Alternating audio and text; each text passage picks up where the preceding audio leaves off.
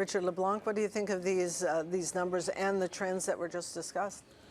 In the U.S., it's about 12% annual CEO increase. Obviously, the price of oil, the movement away from stock options, the movement towards performance-based shares. We had some notable say-on-pay failures, CIBC, Barrick Gold, Yamana Energy. I think we need to go to say-on-pay in Canada. We're still laggard in this respect. A number of other countries have it.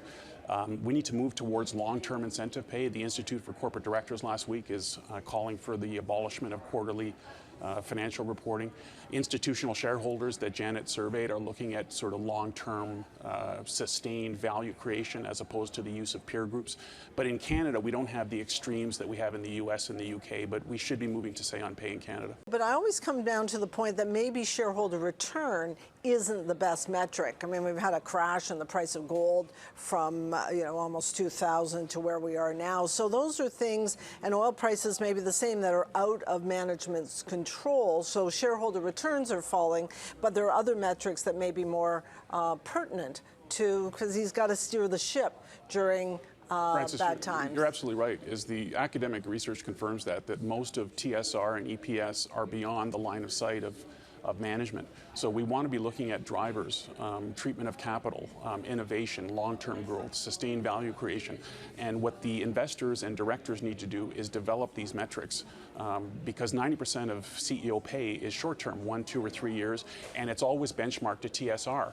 But that is flawed. So we need to move beyond that in order to create long-term sustained shareholder value. You're absolutely right. And it's also inconsequential.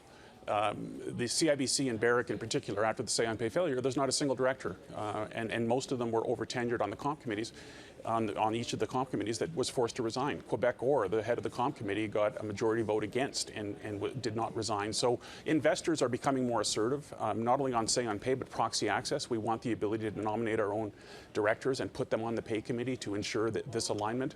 So I agree with Janet, say-on-pay needs to be mandatory. It needs to be regulated. The OSC has to come in here. We look anomalous in other countries, and it needs to be consequential.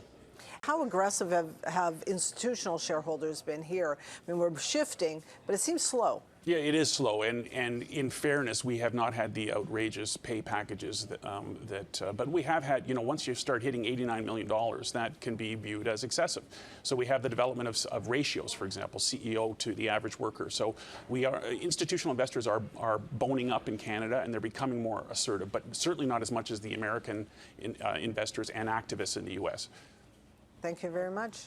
Janet McFarland, Peter Landers, and Richard LeBlanc, thank you very much for joining us.